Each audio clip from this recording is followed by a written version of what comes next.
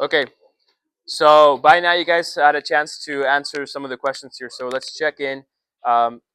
We want to find the coordinates of the vertex, and as a reminder, like I said earlier, when you're looking for the vertex, you're either looking for a maximum or a minimum point, depending on how the parabola opens up or down. In this case, which direction does the parabola open? Is it up or down?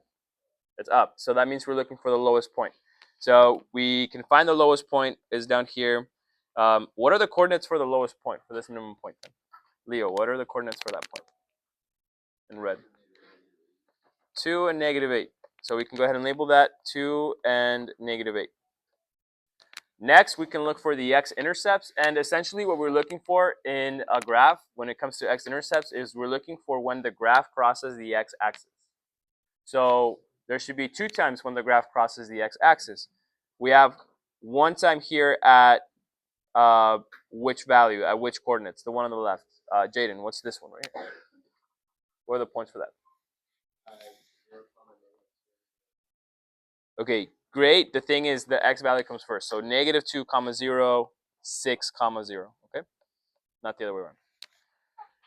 All right, and then we're looking for the y-intercept, the coordinate of the y-intercept, and that is when the graph crosses the y-axis. The y-axis is the vertical axis, which we have only one intercept here.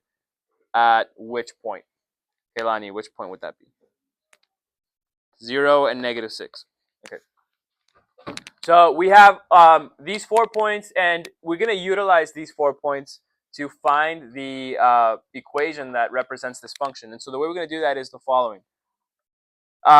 This equation here is known as vertex form. Why do you think it's known as vertex form? It's very simple.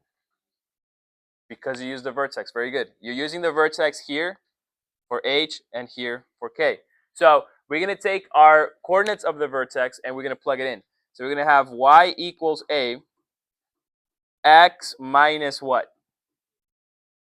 What is the x value for the vertex?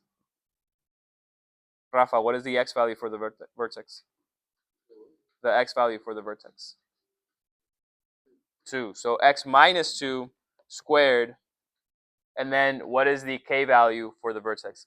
Kenneth, what's the k value for the vertex? The y value. For the vertex, we're looking at this number here. -8. So we have y equals a, x minus 2 squared minus 8. Okay? And it looks like we are done, aren't we? Or are we missing something? We are missing which variable? The a value. We need to find the a value.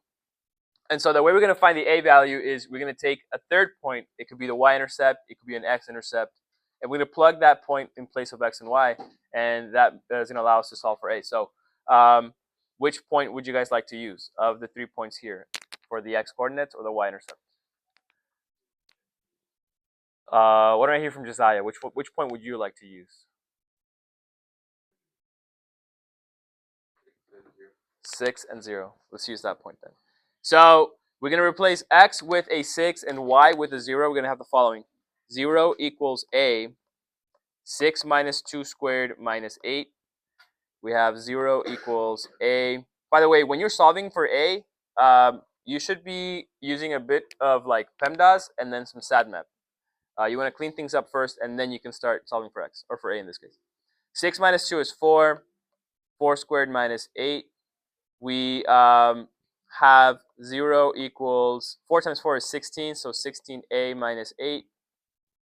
Now is when you want to start moving things away from a. So you're going to begin by adding 8 to both sides. That's going to give you 8 equals 16a. And then what should the final step look like? Divide by 16 on both sides. And so once you do that, you get a value of 8 over 16 can be simplified to what? To 1 over 2 or a half. And so that's your final value of a. You just need to take that value of a and plug it into your equation. So we're going to get the following. 1 over 2 x minus 2 squared minus 8. And so this right here that I'm highlighting is your final equation that represents this function here. Okay. All right.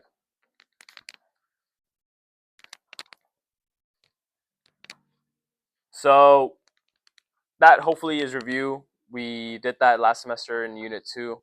But today we're going to be focusing on something a little bit different. So let's look at some guided notes now. It says, previously you have worked mostly with quadratic functions in graphing form, in vertex form, right? Which is of the following. It is y equals a, x minus h squared plus k. So this is vertex form. This is what we just worked on right now. It's this equation right here.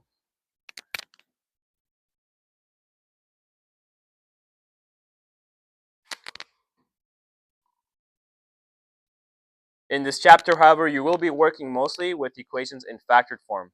This is also known as intercept form. And it looks like this.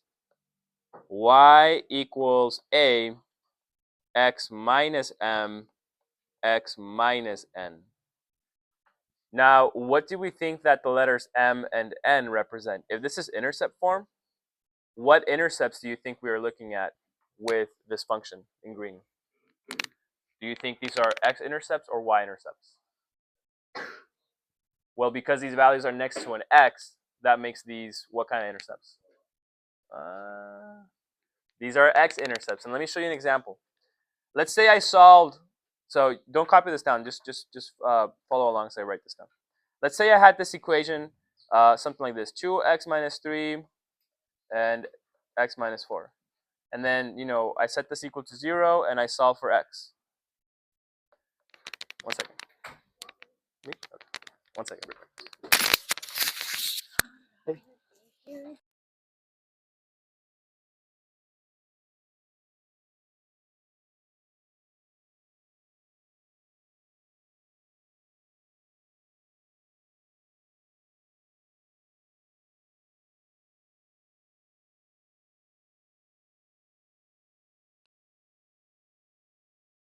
Okay, sorry about that. So like I was saying, you have 2 and then x minus 3, x minus 4 equals 0. Let's say I wanted to solve for x, so I do the following. Okay, x equals 0 and x minus 4 equals 0. And then I find x equals 3 and x equals 4.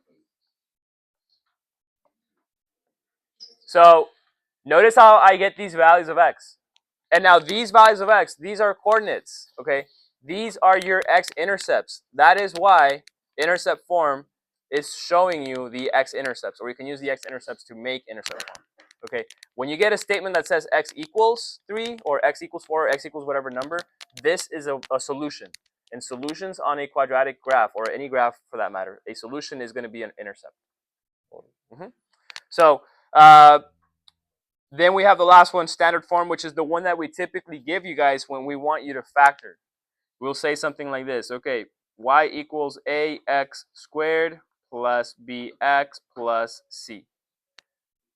Y equals ax squared plus bx plus c. And so this is what we'll typically give you for a factoring problem. All right. Now, today, in the lesson today, you're going to be using all three of these. You're going to be graphing with them. You're going to be finding key features of their graphs. And you guys are going to do that with your teams doing a red light, green light. So if we're all familiar with red light, green light, you have to solve a problem at a time, get that problem checked by me, and then you can move on. You can get a green light to move on to the next problem. I'm going to give you guys assigned whiteboard spaces like last time. It was very productive, so I enjoyed, seeing you guys work like that. So we're going to have you guys work again with your groups, standing up at the whiteboards. And then we're going to finish this lesson probably at the end of the first hour. So second hour, you just work on practice. All right? Okay, perfect.